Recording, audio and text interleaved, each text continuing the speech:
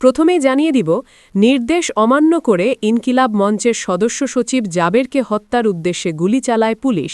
CCTV ফুটেজে চাঞ্চল্যকর তথ্য ফাঁস। এদিকে যমুনা টিভির অনুসন্ধানে জানা গেল কেন হাদি হত্যার বিচারে কালক্ষেপণ করছে সরকার। অবশেষে সন্ধান পাওয়া গেল শহীদ হাদির খুনির গোপন আস্তানার। সরকারি বাসভবনে খুনি ফয়সালকে পাওয়া গেছে। বেরিয়ে এলো চাঞ্চল্যকর তথ্য। এরপর জানিয়ে দিব, ফয়সালের স্ত্রী ও বোনের বাসার সিসিটিভি ফুটেজে মিলল ফয়সালের সাথে হাদি হত্যার মাস্টারমাইন্ডের চাঞ্চল্যকর ভিডিও। অবশেষে রিমান্ডে ফয়সালের স্ত্রীর সব সত্যি প্রকাশ। এবং সর্বশেষ জানিয়ে দিব, নিজের জালে নিজেই আটকা পড়ল খুনি ও তার মাস্টারমাইন্ড। শহীদ ওসমান হাদির খুনের ঘটনায় সরকারের সরাসরি সম্পৃক্ততা ও অর্থ লেনদেনের প্রমাণে নতুন মোড়। এতক্ষণ শুনছিলেন সংবাদ শিরোনাম, এখন থাকছে বিস্তারিত। যে ইনকিলাব মঞ্চের ওপর সরকার সবসময় সহানুভূতি দেখিয়ে এসেছে, হঠাৎ তাদের ওপর পুলিশ কেন হামলা করল, সেটাও আবার নির্বাচনের মাত্র ৬ দিন আগে। এটা নিয়ে চলছে আলোচনা, সংশয় ও সন্দেহ। জাতিসংঘের অধীনে ওসমান হাদি হত্যার তদন্তের দাবিতে প্রতিবাদ কর্মসূচিতে পুলিশের হামলায় গুলিবিদ্ধ হন ইনকিলাব মঞ্চের সদস্য সচিব আবদুল্লাহ আল জাবের, যেটাকে প্রশাসন ও সরকারের তরফ থেকে অনেকটাই ধামাচাপা দেওয়ার চেষ্টা চালানো হচ্ছে। প্রধান উপদেষ্টার বাসভবনের সামনে ও শাহবাগে আন্দোলনকারীদের ওপর ব্যাপক জলকামান, সাউন্ড গ্রেনেড ও লাঠিচার্জ করে পুলিশ। ইনকিলাব মঞ্চের নেতারা অভিযোগ করেন, সরকারের ইন্ধনে হামলা হয়েছে, সরকার পুলিশ দিয়ে তাদের ওপর হামলা চালিয়েছে। এর সঙ্গে কয়েকজন উপদেষ্টা জড়িত। কারা শহীদ ওসমান হাদির হত্যার তদন্ত জাতিসংঘে দিতে চায়নি তা স্পষ্ট হয়ে গেছে। এই উপদেষ্টা পরিষদের একটা অংশ শহীদ ওসমান হাদি খুনের সঙ্গে জড়িত, নয়তো কোনোভাবেই এভাবে আর এত অমানবিকভাবে আক্রমণ করার কোনো প্রশ্নই আসে না। আগামী রোববার হাদি হত্যার তদন্তে জাতিসংঘে চিঠি দেওয়ার কথা জানিয়েছে প্রধান উপদেষ্টা দপ্তর। এদিকে ওসমান হাদির খুনিকে বাঁচাতে সরকারেরই একটা মহল কাজ করছে বলে উঠে এসেছে যমুনা টিভির অনুসন্ধানে। অবশেষে গুঞ্জনটাই সত্যি হল। হাদির হত্যাকারী ফয়সালকে রাষ্ট্রপতির সরকারি বাসভবনে আত্মগোপনে রাখা হয়েছিল। তথ্যপ্রমাণ বলছে, হাদিকে সরিয়ে দেওয়ার জন্য রাষ্ট্রপতি খুনি ফয়সালকে মোটা অঙ্কের টাকা দিয়েছিলেন। জুলাই বিপ্লবের শহীদ শরীফ ওসমান হাদির হত্যাকারী কে তা আজ আর গোপন নেই।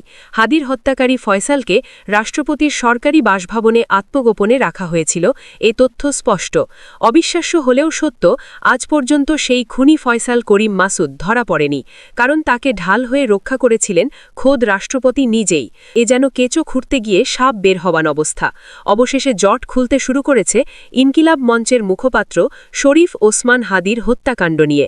এতদিন পর্দার আড়ালে থাকা মূল হোতাদের মুখোশ এবার খুলে পড়তে শুরু করেছে। পুলিশি তদন্তে বেরিয়ে এসেছে এমন সব চাঞ্চল্যকর তথ্য যা দেশের রাজনৈতিক অঙ্গনে রীতিমতো তোলপাড় সৃষ্টি করেছে। হাদি হত্যার মাস্টারমাইন্ড হিসেবে উঠে আসছে একাধিক হাই প্রোফাইল নাম, যাদের মধ্যে সবচেয়ে বড় চমক হিসেবে আলোচনায় রয়েছেন রাষ্ট্রপতি নিজেই। তদন্ত সংশ্লিষ্ট একাধিক সূত্র নিশ্চিত করেছে, হাদি হত্যার ঘটনাটি কোনো বিচ্ছিন্ন ঘটনা ছিল না, বরং এটি ছিল সুদূর প্রসারী এক গভীর ষড়যন্ত্রের অংশ। পুলিশের হাতে আসা সিসিটিভি ফুটেজ, কল রেকর্ড এবং সম্প্রতি গ্রেফতার হওয়া আসামিদের জবানবন্দিতে বারবার ইঙ্গিত করা হচ্ছে একটি বিশেষ মহলের দিকে। তদন্তে দেখা গেছে, হত্যাকাণ্ডের আগে ও পরে বিপুল অঙ্কের সন্দেহজনক লেনদেন হয়েছে। সেই অর্থের উৎস ও গন্তব্য অনুসন্ধান করতেই গোয়েন্দাদের রাডারে চলে এসেছে রাষ্ট্রপতির নাম। শুধু সোশ্যাল মিডিয়ায় নয়, এক এক সময়ে এক এক তথ্য দিয়ে খোদ প্রশাসনের মাধ্যমেই বিভ্রান্তি ছড়ানো হয়েছিল, যাতে রাষ্ট্রপতির নাম সামনে না আসে। তবে হাদির খুনির অবস্থান নিয়ে সর্বশেষ যে তথ্য পাওয়া গেছে তা শুনলে রীতিমতো চমকে উঠবেন প্রিয় দর্শক। কারণ তিনি এমন এক জায়গায় সুরক্ষিত আছেন যেখানে কেবল রাষ্ট্রের প্রভাবশালী ব্যক্তিরাই আশ্রয় পান।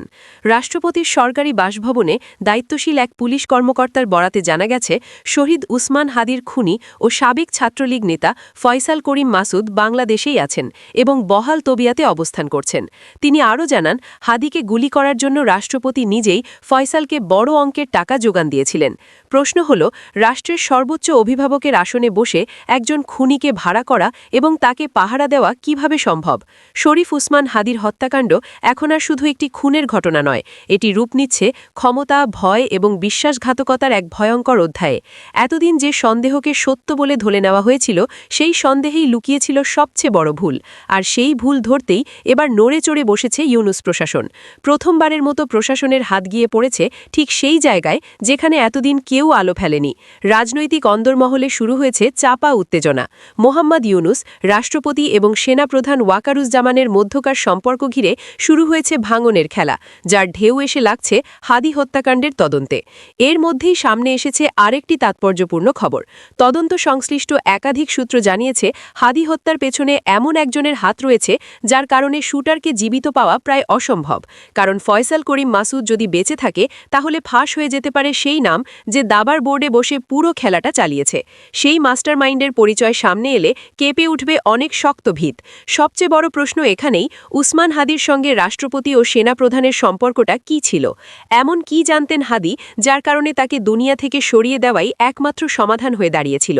ঠিক এমন সময় যখন রাষ্ট্রপতি ও সেনাপ্রধানকে ঘিরে হাদি হত্যায় নতুন মোড়, তখনই রিমান্ডের চাঞ্চল্যকর তথ্য দেন শুটার ফয়সালের স্ত্রী সামিয়া। তিনি জানিয়ে দেন হাদি হত্যার টাকার উৎস, যা মাস্টারমাইন্ডের বুক কাঁপিয়ে দিয়েছে। এই প্রতিবেদনে আমরা উন্মোচন করব অজানা সেই সব সত্য, তাই ভিডিওটি শেষ পর্যন্ত দেখতে থাকুন। হাদির স্ত্রীর জবানবন্দির আগে প্রথমেই আমরা মাঠে নামব ফয়সালের লেনদেন নিয়ে, বিশেষ করে ৬৫ লাখ টাকার সেই লেনদেন যা হাদিকে হত্যার ঠিক ১ মাস আগে স্ত্রীর নামে সঞ্চয়পত্রে বিনিয়োগ করা হয়েছিল। কেন ফয়সাল এই সঞ্চয়পত্র কিনেছিল তার উত্তর খুঁজতেই অনুসন্ধান টিম ঢুকছে সংশ্লিষ্ট ব্যাংকে। দায়িত্বপ্রাপ্ত কর্মকর্তারা ক্যামেরার সামনে কথা না বললেও জানান, ব্যবসার কথা বলে ২০২৩ সাল থেকেই এই ব্যাংকে লেনদেন করে আসছিল ফয়সাল। রিমান্ডে ফয়সালের স্ত্রী জানান, ঘটনায় একজন এক ধরনের ভূমিকা পালন করেছে।